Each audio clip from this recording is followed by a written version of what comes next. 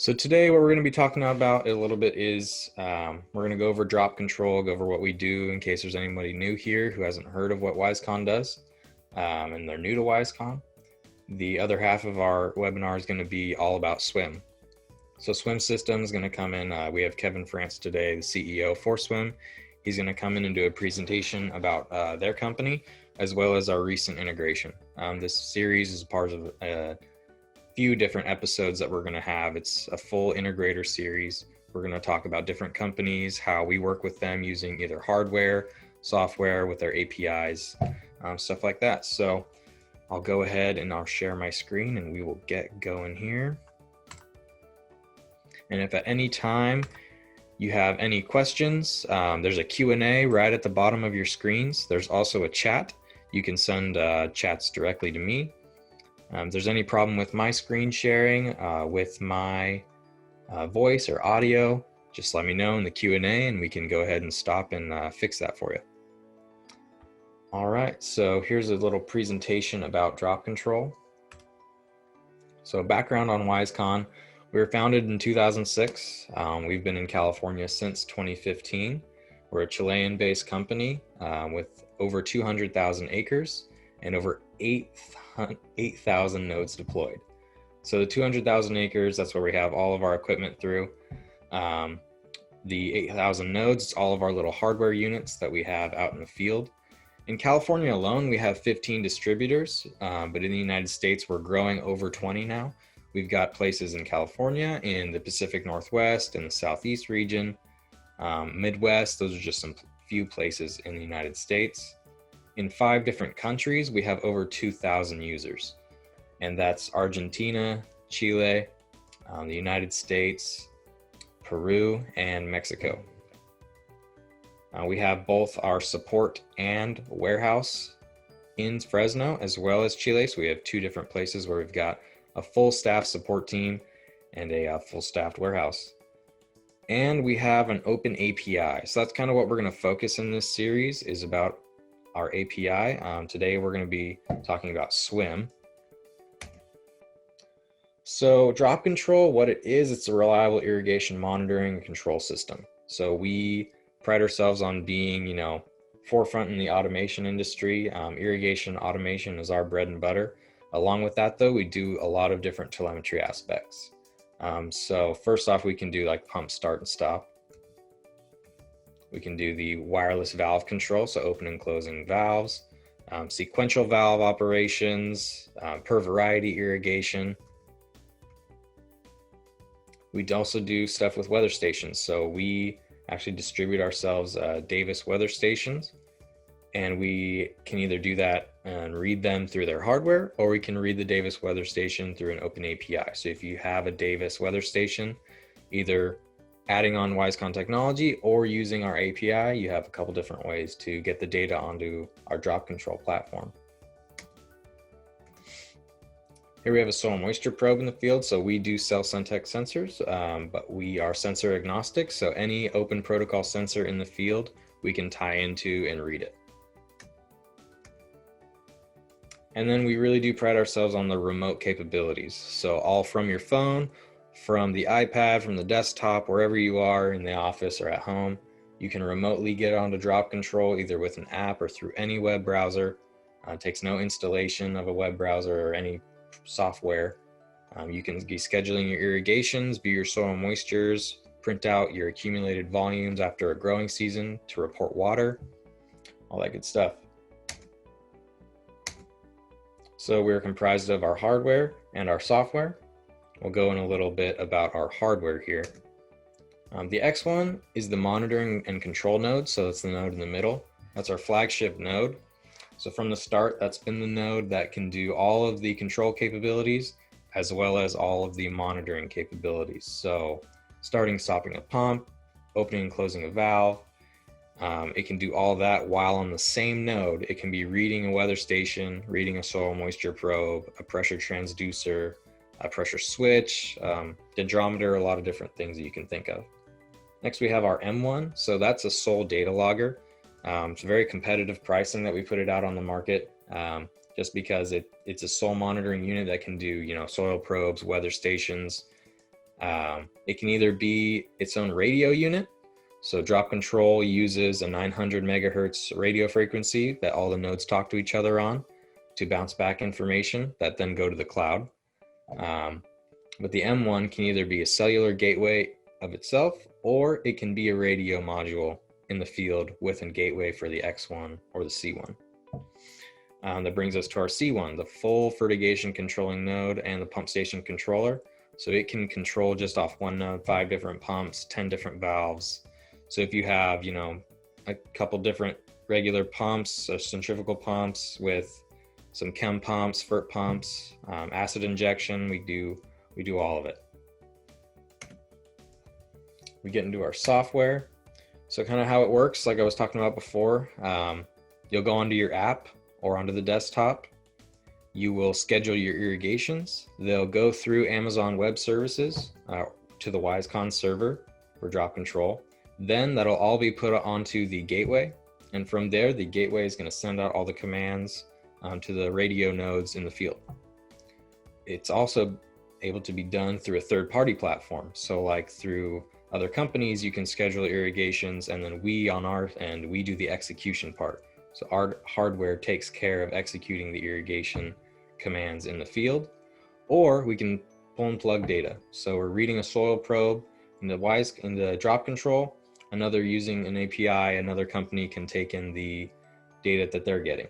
And SWIIM's case, any accumulated volumes that we're getting through the flow meter or any other sensor we have on a reservoir in the canal, any other water source that we can measure and put a node on it, they can pull in the data that we're getting in from our nodes. Here's a little snapshot of the web page. It's kind of the basic overview of drop control. That's what growers will see when they log in. They're able to see all of their nodes in the field, as well as all of the locations of the different blocks. So using Google Earth, we make a KMZ file for them, and we kind of pinpoint every location of where each node is so that they can track not only where it is in the field, but the battery percentage, the radio frequency, to make sure they can see if anything's going on in the field that's wrong. They can also see what's irrigating, where's my soil moisture at, what's the weather like, all from this one dashboard. We really pride ourselves on having the easy to schedule. So that whole automation is our bread and butter. Easy to schedule. So they have 3 different ways they can do it: by end date and time, by the volume, you need to put a quarter inch of water out, or by duration, which is probably the most common one. If you need a 24-hour set, a 48-hour set, it's all customizable to the grower. So if they know their correct, flow meter by the acreage, drop control does a calculation, and we can actually get the irrigation down to the inches. It'll also tell you how many inches you're going to be irrigating if you go off of a duration or of an end date and time. And as I was talking about with the fertilizer earlier, with the C1, we can control fertilizer pumps. We can also control acid injectors. So you can irrigate to a pH set point. You can add multiple fertigations within one irrigation, start the pump and control it proportionally. So per every 1,000 gallons, or if you need to control it and just put a batch out, you can batch it, it's no problem. The duration, date, time, volume. We also have templates and programs. So the template is what's going to be happening throughout the day for your irrigations, while the program is setting that template for as long as you want. So if you want 4 different irrigations to happen within one day, and you can set that to happen, for 2 weeks. You set it and let it go. The day before it's going to end, it gives you a notification. You can also customize it to however you want. So if you want it to irrigate, Monday, Wednesday, Friday, Sunday, and just skip one day and have that keep repeating, it'll do that as well. Here's the daily view. So from midnight all the way to 11:59, we have all our stuff in military time. We can view it on a Gantt chart. So it has specific details of what time it's going to start. You can see the fertilizer injection there. And you can also see the blue bars are going to be what was scheduled. The green bars is what actually happened. For this case, they're green because it had a fertilizer injection. If it was regular with no fertilizer or acid injection, it would be blue as well. Here's a weekly view. So what a lot of our growers can do is they come in and they'll say, on Monday, I have a set schedule. They can click the scheduled irrigation button over here, print out a PDF format, and it's going to give you the next 7 days in a row of what's going to be happening, which pumps are turning on, which boosters are turning on, what blocks are going to be irrigating for how long. And it gives all of that information to the irrigator so that they can either just post it up in the shop, do what they need to do, and keep track of what's going on. So getting more into the API side of things, this is where from other platforms, growers can schedule their irrigations, come in here, see it on a Gantt chart, and just do a mass confirm all or confirm some of them. So they're going to be highlighted in yellow, and we do have a legend at the bottom for everything. So whether that's a fertilizer injection, regular irrigation, manual irrigation, that just kind of means basing it off of a pressure switch. So the key points for this is bidirectional. We can throw data their way, they can throw data our way, same with execution. We're kind of closing the loop with the irrigation execution. So the grower gets the recommendation, they plan out the schedule, send it to drop control, and we close the loop. Lastly, this is not our first rodeo, so we've got 7 different API integrations. And this week we are focusing more on the water management side of things with SWIIM and reporting and how you can better manage your water. The first step to that, I guess, on our end would be we can look at an operational feedback. So what actually happened in the field, you can schedule an irrigation, you're pretty sure this is your GPM or GPH, and you're pretty sure this is what your pressures are at. Well, our sensors are going to actually tell you what's going on. So the scheduled flow, that was 1,200 gallons per minute, looking at around 1,100, so not too far off. It gives you a flow difference. Same thing with pressures, it can do that as well. So if you think you're supposed to have 40 psi, for some reason you've got 30 psi, it might relate to either a pump issue or other hydraulic issues in the field that you can address. Here's where we get into the flow readings. So we can do like accumulated volumes for growers, looking at the flow, basically tracking that volume throughout the season or any custom date range. And SWIIM will do that, but go way more in depth on your water reporting and kind of give you a more accurate view and a more simplified view of where your water's going, how much it's costing you. That's another big thing, is they factor in the cost of that water. Then we've got our mobile apps. So everything that you can do on the desktop, we're trying to make that as easy of a transition as possible into our mobile app. So the newest version that just came out, we've got guys that are 60 years old and older that are using the app every day to schedule irrigations or track their soil moisture. There's a couple little more screenshots. So the same thing with the desktop, you can see the front page of the map. You can see the soil analysis, the farm, everything that's going on. And then the ROI, so the yield increase, we saw in one case on almonds in Madeira was 5 to 10% in yield increase, even with the loss of a well. So this guy lost a well for the entire summer. If you check out our YouTube page, Tom Rogers is all over there, and the water savings was still within 30%. This is just a picture of the other integrations that we've got. So like I said, not our first rodeo. We've been around it before. And I think that, incorporating people like SWIIM is really making it easier to solve the growers' issues of like, how long do I need to irrigate and where's my water going? So that involves, the client, the grower, the integrator, and then we don't technically work grower direct, but our distributors work with the growers directly, or it can be just us and the integrator just working back and forth together to give the right data that the grower wants. A little bit about our reporting. So we can do a report based on the zone.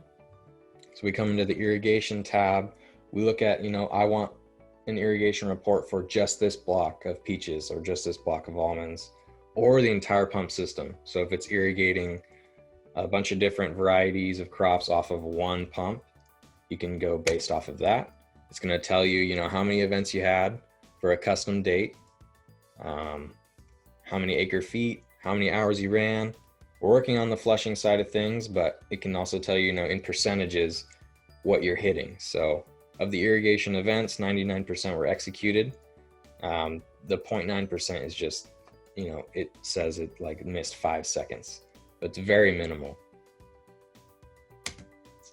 Next thing we can do is track it for an entire season. So like I was saying, we can look at the monthly accumulated volume, look at the acre feet for this entire growing season, export it into an Excel report, and you're gonna get all of your data right on your laptop right there. And now we'll kind of go into more for SWIIM. Greetings, everyone. Daryl, appreciate it. It's an honor to be here and to talk a little bit about the connection that we've made here between WiseConn and SWIIM, and how we're in a position to grab that base irrigation and flow data that WiseConn's already capturing as a part of their overall service package, add elements of input, data input, and then create what we call a fully balanced water budget. So we'll start with the video and then dive into the slides. Your farm has 2 possible outcomes. Give it 10 years, you'll be toiling over a dusty, desolate wasteland. Or, if you're resourceful, you'll be living in the land of milk and honey, green pastures and all. Now, I'm not saying it's all doom and gloom, but for some of you it could be, and I think you know who you are. You're the ones getting left behind, the ones that don't have the time and resources to research and invest in every new technology. At SWIIM, we know your long-term success boils down to how efficiently you use your water supply. And we're not just talking about reading your decades-old flow meter. We're talking 21st century technological, geological, meteorological, and whatever other logical advancements you can think of. All that power right at your fingertips, customized to include exactly the things that will bring value to your operation and protect your family's legacy's most precious resource. Let us make sure your farm stands the tests of time, even through water scarcity and other uncertainties life throws at us. SWIIM will keep your water usage accountable up to the tiniest drop.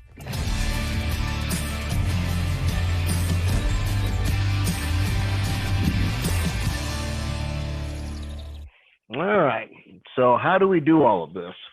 I'll start with a quote that was shared with me about 2 years ago by Dave Puglia, who's now the CEO of Western Growers Association. We were down in Bakersfield speaking to a couple of growers about using SWIIM, and we had lunch, and he made a comment to me. He said, an argument over water is really an argument over data. And so I asked Dave, I said, Dave, what do you mean by that? And he said the argument around surface, groundwater supplies, lack of availability, cutbacks, all come down to one thing, and that's data. And if you have that data and it's accurate and it's auditable, you're probably going to be all right. Conversely, if you don't have it, then you've got problems. And that was kind of the key point takeaway that I took from his comment. So what SWIIM is, it's a crop water budget accounting system. So we do basically the same thing that an accounting firm would do for your financial records. Matter of fact, our reports look eerily similar to a financial record that you might get from your bank or your investment account. We're tracking flow and we're tracking dollars and cents against that flow as 2 primary inputs. If you think about how an accountant does things, they're going to look at all of your cash inflows, income, and then they're going to look at your cash outflows and they're going to balance that bank account.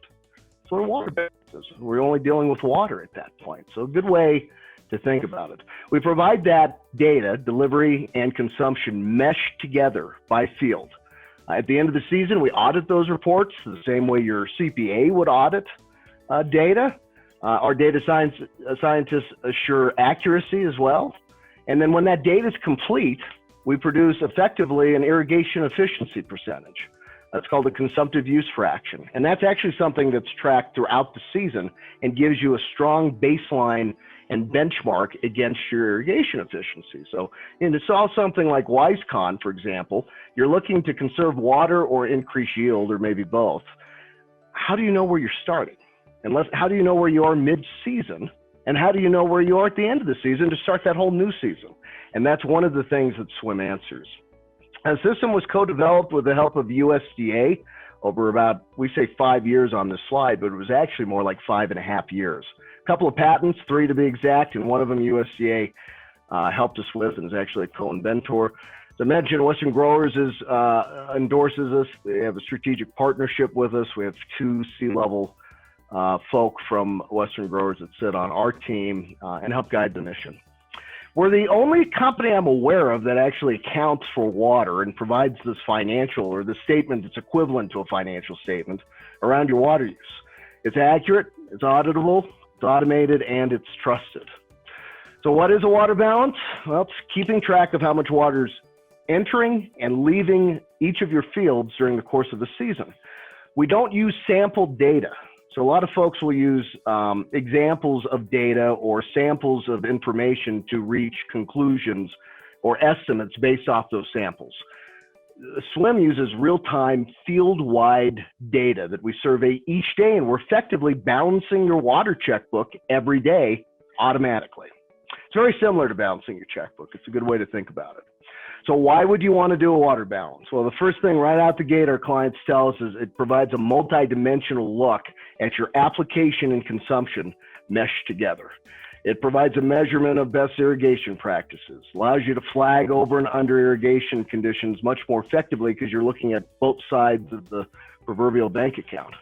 Helps determine when to irrigate, so you can get that data and go back into WiseConn's platform and make adjustments real time throughout the season. Some of our growers before using SWIIM would maybe try it mid-season, they'd make a major adjustment, maybe at the end of the season. This is something that's happening each and every week throughout the season. So you don't have to try to Monday morning quarterback it at the end of the season.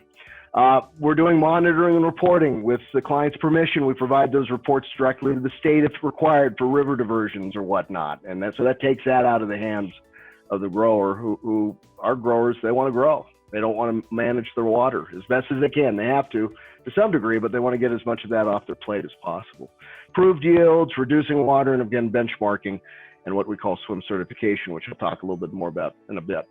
The inputs to a water balance, they include rainfall, irrigation deliveries, crop-specific evapotranspiration, which is what USDA helped us with. So this isn't just a reference ET that we're then trying to bring to your crop and then trying to estimate based off of that. This is crop-specific, field-specific data. So that's why we need your field size, and we map that on a GIS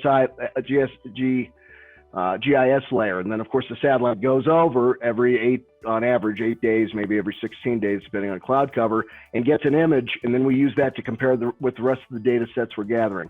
Also, understanding planting or budding date and then knowing what the harvest date is gives us that bookend, if you will, to manage the crop water budget.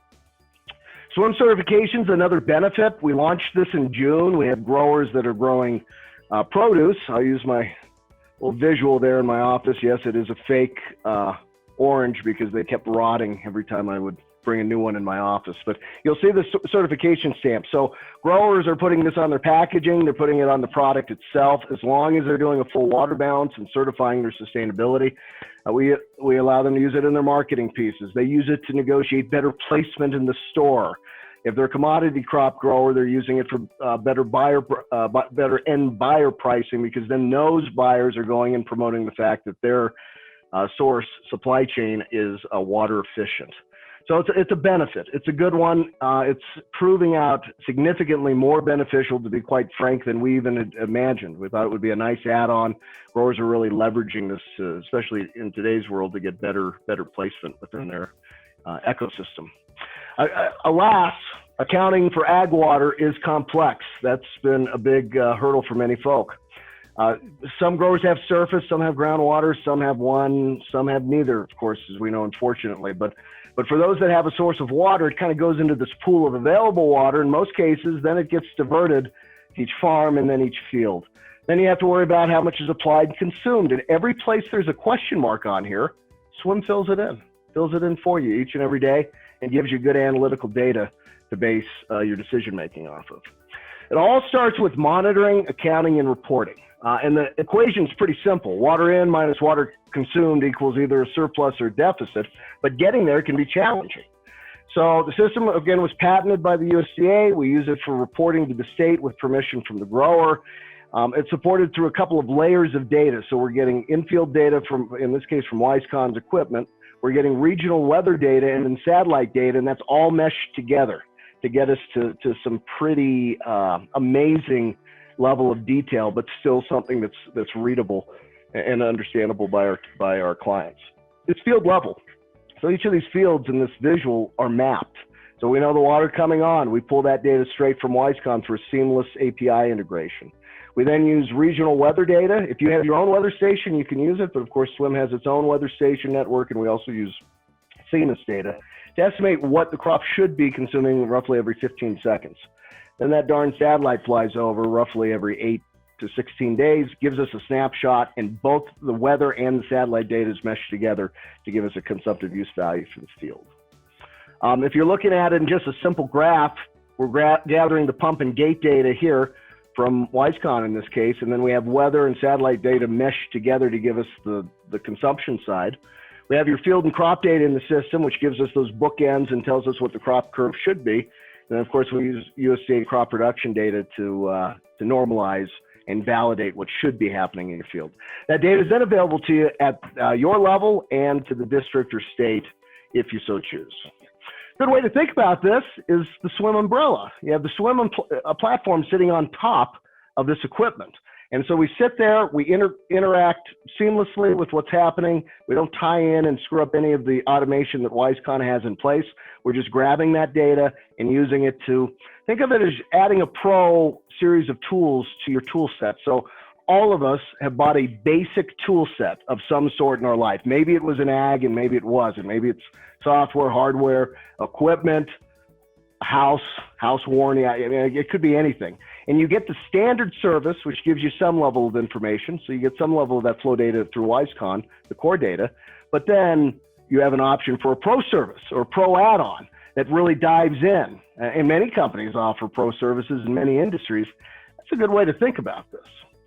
I'm going to play a quick little video clip here. Bryce Jones, who heads regional sales for California and does channel relationships for us, or manages channel relationships. He was recently out at the WiseConn test plot where SWIIM is monitoring, and he has an interesting take on how WiseConn's data seamlessly integrates and then into SWIIM's data adds a new layer, multi-dimensional layer to the data stream. So Bryce, go ahead and take it away.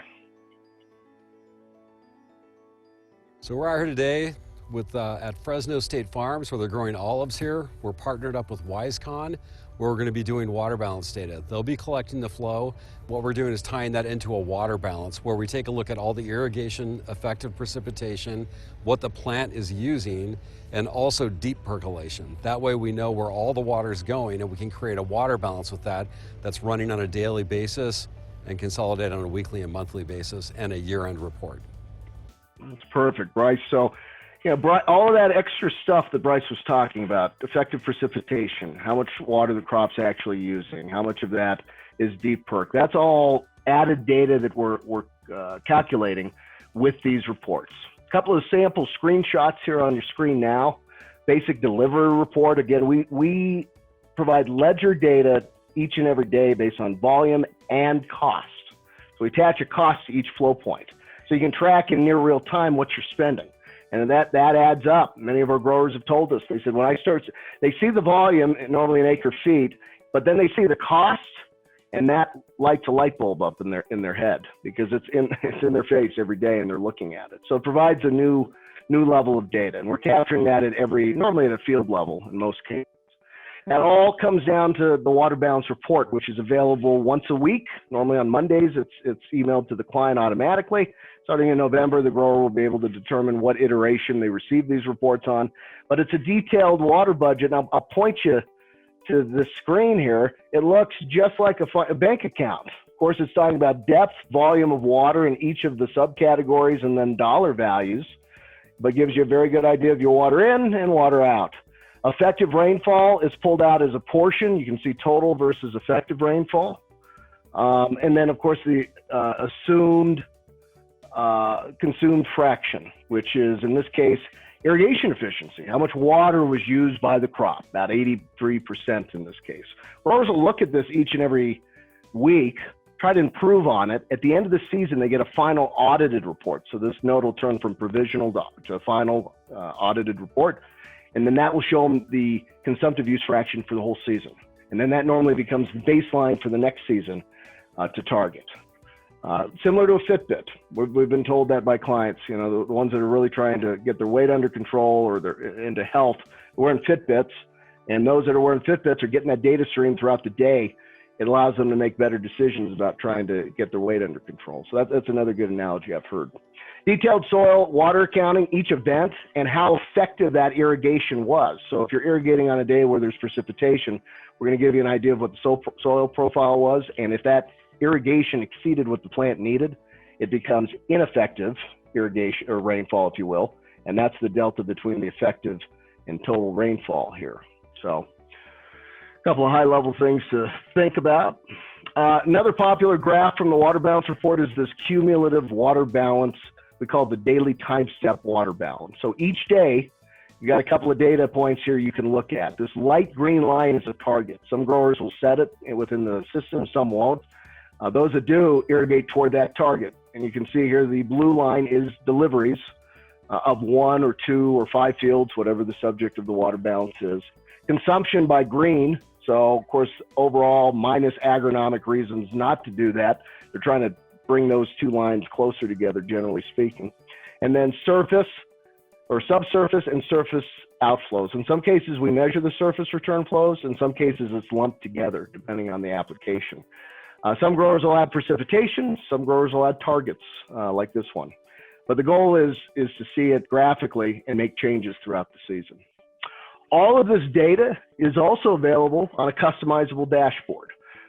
So it's easily scaled. It's easy to set specifically the kind of data you're wanting to see on your field. I'm going to show you some samples of that right after this little video clip that shows you a little bit about our quality assurance and data science process. Because with SWIIM, we don't just give you the data and say, hey, we hope it's right, because some of this is being used for legal compliance. We give you the data, but then we're tracking it throughout the season. Part of that is through our partnership with WiseConn to make sure the equipment's calibrated. Some of that is an internal process. Bryce is going to speak a little bit more about that now. QA/QC, that stands for quality assurance and quality control. Quality assurance ensures that techniques and processes are implemented correctly and consistently, and that includes standard operating procedures, maintenance, and installation checks. Quality control is an ongoing process that focuses on identifying problems in the data, including field checks by our technicians, review of delivery and water balance reports, and a thorough data review of all collected data. Part of the standardization process with SWIIM, prior to the data being collected, is that we standardize the installation, we standardize the maintenance schedule, we standardize the battery monitoring, which is most times done remotely. We also do installation checks to ensure that everything is functioning correctly after we leave the field. Some of the field checks are completed using flow trackers, in-field flow meter checks, and hand checks at gates or other structures with monitored equipment. Data collected can be collected by the hour or more frequently in some cases, and regularly analyzed by SWIIM's data science team to ensure accuracy and consistency. By following regular QA/QC, it allows us for corrections to automatically collected data when necessary. There you go. So the data that you see on your dashboard, you can see not only where we're at in the QA/QC process, but the most recent date. And so, you know, this particular screenshot shows you a couple of the different widgets that growers will add, water balance. They might add a widget to give them an idea of irrigation efficiency, flow data. Some of this doesn't look dissimilar to the data that we would be pulling from WiseConn's platform. But what we're doing is it's coming in, we're checking it. And so you can see this green line is eventually going to get all the way to the end of the season. We always lag the actual season, of course, because we're looking at it in the arrears. And as we find issues, we earmark it, we fix it, or we call the grower to make sure that we're not missing something. Last QA/QC data is also shown here. When a widget goes into what we call alarm mode, it'll turn red just like what you see here, and a text, email, or phone call will be sent. So if a grower sets a limit, it could be a pump operation limit, like this one is being, this demo one shows 400 to 1200 GPM. When it's on, if it's not running between those ranges, it sends an alarm out. You can set alarms on cumulative consumption or delivery. So if you're trying to stay within a water budget, you're going to know maybe a couple of weeks or a month or two into the irrigation cycle or season if you're off budget. So those kind of alarms can be set, and they are regularly. And then, of course, we're checking the data as we go along. Water balance widget. This is the same data you saw in that earlier picture that comes off the water balance report. This one's dynamic, though. You can set the ranges. You can go on and look into the details on days, get exact numbers. The blue line, again, is delivery. It's consumption. And then, of course, it's surface and subsurface irrigation for each and every field. Other widgets can come off of this. We have some growers that use a planned available water widget for their application. Anything that comes off of water or weather can be integrated. We could integrate soil moisture data. We've done that in some cases. And some growers will use that as a benchmark against our water balance tool. So we're asked that on occasion, and that's certainly something that can be used.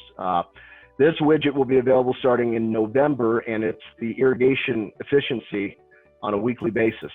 So you can track it. So that same number I showed you earlier in the presentation will also be available in the dashboard here in November.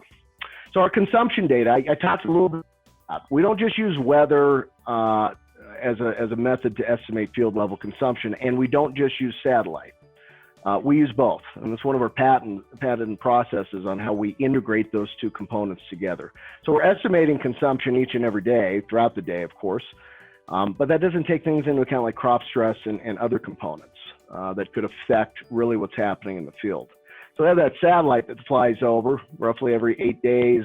Bad weather might be every 16 days. Takes a snapshot of your field. The system goes back about 8 days or the last time we have an image and adjusts the curve.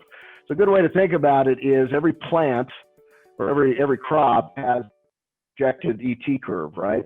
We know what that is because we know what the plant is, the variety, we know the start and end date. Our systems know what it should be doing, all else being equal. So each and every day as the plant is consuming water against deliveries, remember we have that data set too that we're looking at and comparing. Roughly every 8 days, we're getting that snapshot as well of what's happening. And it might be a little higher or lower of the curve of where the weather data states it should, and then we go back automatically through a routine we wrote to the last picture or to the last snapshot and adjust the data stream. So that's how, using those two components, we've been able to get some pretty accurate consumption data from clients from all over the Western U.S. This picture really resonated with me when I was trying to understand that weather and consumption component. In this graph here, this is a field where the blue data is weather acquired ET, basically. So we're using weather data to estimate ET here. Look at this. You go down the gray area, that's using satellite data. So if we were only using weather data to estimate, or estimates through other mechanisms that wouldn't necessarily represent the field, what's happening throughout the field, right? Because you have all kinds of spatial variation on especially a large operation. You're not going to have an accurate view of consumption, but if you're using satellite and weather and you're molding that together, you're getting a much better picture of what's happening. Satellite's a downside using that all in by itself because it's only happening every, if you're lucky, 8 days and maybe every 16 days. So there's a lot that can happen in between those windows. So if you're not trying to kind of polish the curve, maybe for lack of a better way to put it, you're going to miss a lot of data in between those 8-day periods.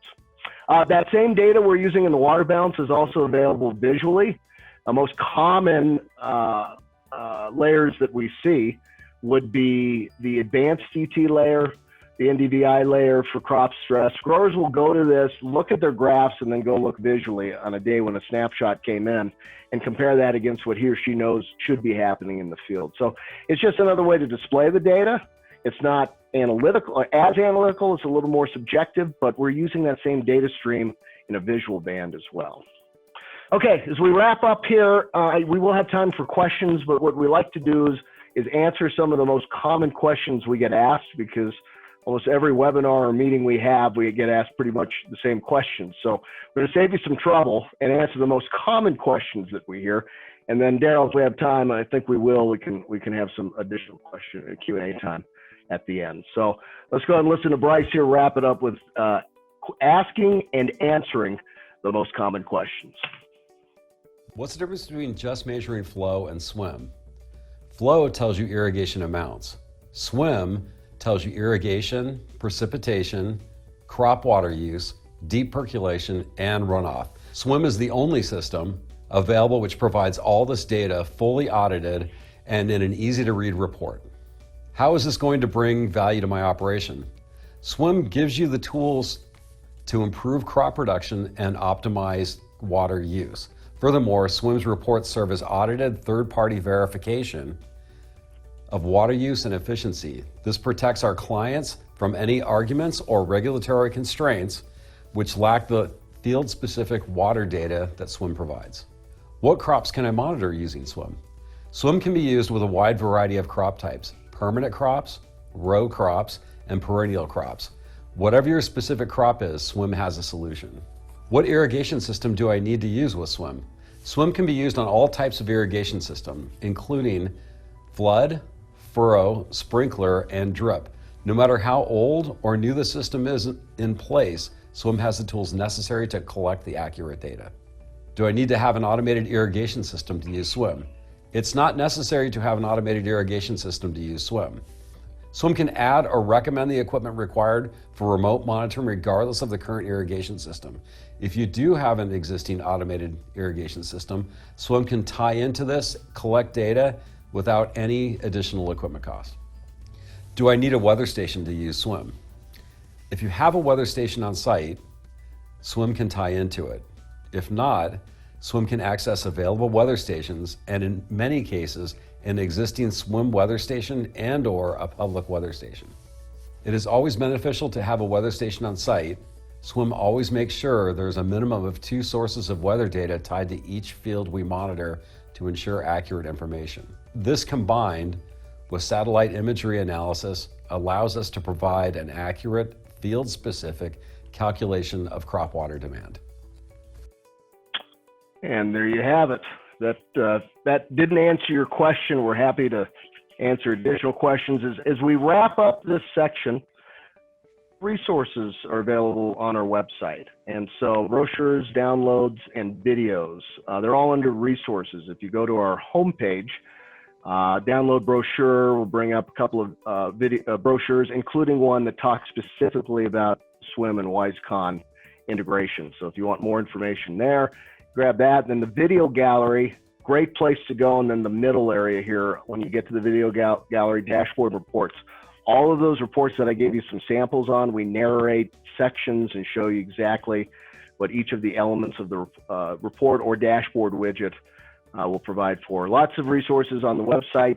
If you have questions, you can reach out to either WiseConn or to SWIIM. I don't think there's a place on our website you can't click and get someone, fortunately or unfortunately. Feel free to reach out. We're super interested in chatting with you about taking that base data that you've been relying on and using and putting it on steroids. If you want to go to the testimonial page, you'll see growers. Again, if you know them or if you want to contact them, we'll get you their contact information. These are growers that have been not using SWIIM and then using it for like 2 or 3 years. And they've told us, they said, we can't imagine in today's day and time with the unavailability of water, generally speaking, whether it's surface, ground, drought, PSA issues, whatever the case may be, there's not an argument for them to have, or that for any grower not to have to know exactly where their water is going. And our growers tell us, they said, we can't imagine going back to not having this level of analytics. So with that, I'll pass it back to you, Daryl, again.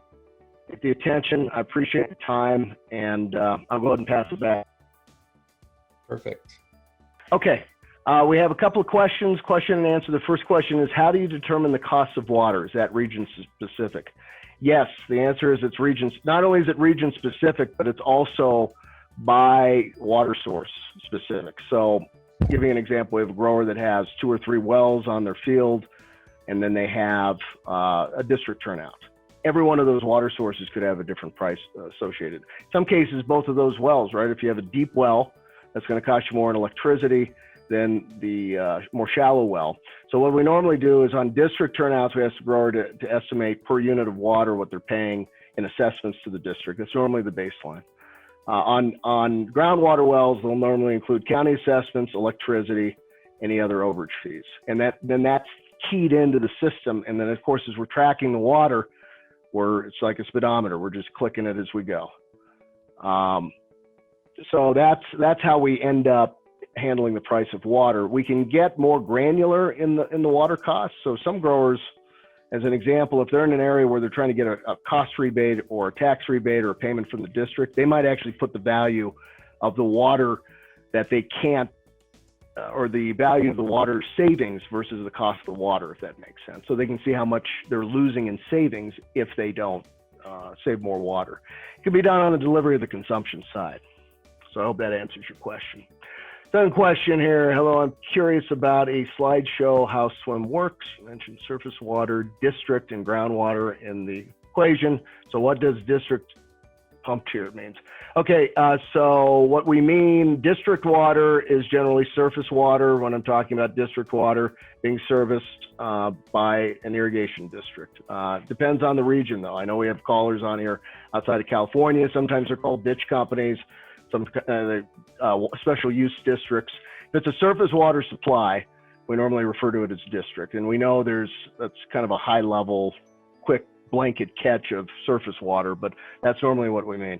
Groundwater, of course, is groundwater, regardless of who manages it. So you have groundwater management agencies in many of the regions we're in. So that's the difference in the slide deck. Hope that answers your question. Next question, another question, what is ETC and ETA? Great question. Someone was reading that graph very closely. ETC is crop ET and ETA is actual ET. I have a whole different slide deck for another time that goes into detail on that, but we'll keep it real simple. So crop level ET is estimates based off the crop.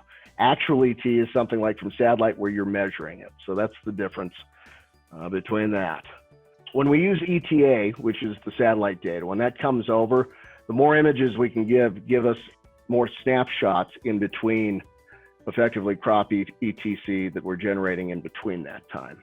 So we do believe, and our technical team could probably dive into that more detail, but the more images we have, the more we like it because we can do comparisons against that. So I hope that answers the question. Let's see here. Sounds like you're using Landsat as your main source of satellite. What specific satellite data is derived from SWIIM? We use both Landsat satellites. That's correct. I think most people use that.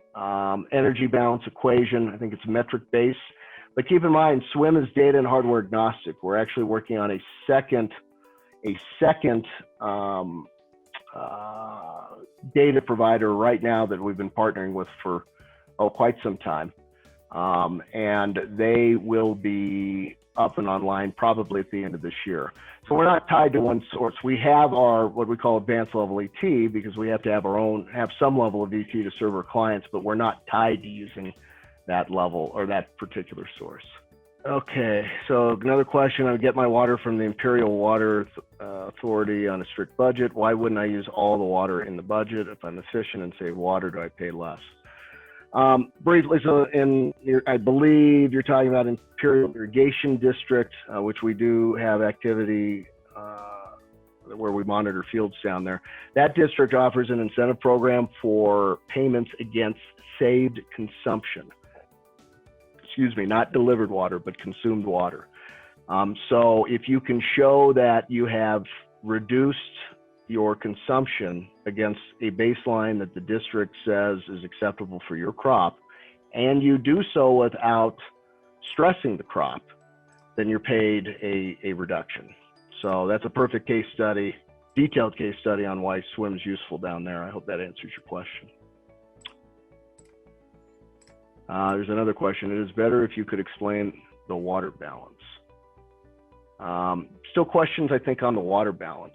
I'm going to take a shot at that one here because I think we've got about 5 minutes left. Okay, I mean, what I understood of the question was maybe trying to determine what's the difference between ground and surface and district and pumped and all that different stuff. I think that might be the question. Okay, good one. I'll give my shot here, and if I don't answer it, reach out whoever's asking, and we're happy to. Yeah, we can spend more time. Most growers have two sources or two potential sources of water. Not all have both. They're getting surface water from their irrigation district, which comes in through rainfall through the mountains, through a river diversion in most cases, and is either pumped or delivered open channel. Then you have groundwater, which is coming from aquifers way underneath the ground. So some growers have both of those sources within their water budget. So think about them as two sources of income, if you want to think about it as a bank. So that's all going into their system. There's a third component, of course, precipitation. Some of our regions have very little, if any. Some have more. But those are the three sources. Those are your water ins to the system. And so with water, in most cases, in groundwater, the cost can change depending on how deep the well is, a whole bunch of what county it's in, et cetera, But those are the two buckets of potential water. Not all growers have access to groundwater. Take the question prior, Imperial, they're all surface water, Colorado River water. Some regions in Central California, some in Colorado, I mean, we're in different states, have surface or ground, one or both, and some growers have one and they're concerned that that's their only one. Really practice. So I hope that helps. Gotcha. Yeah, and I think to add to that, I mean, one example that we've got out in Oakdale is a guy, gets water from the canal. He has to open it from OID. And he also in the winter starts the deep well. He doesn't use the regular booster anymore. He uses the deep well and kicks that on and irrigates from there. So that's kind of one example of having hands in two different pots. So thank you, Kevin, for joining us today. Appreciate it. Daryl, I appreciate the opportunity. We're super excited about the partnership. And again, thanks for everyone. Have a great weekend.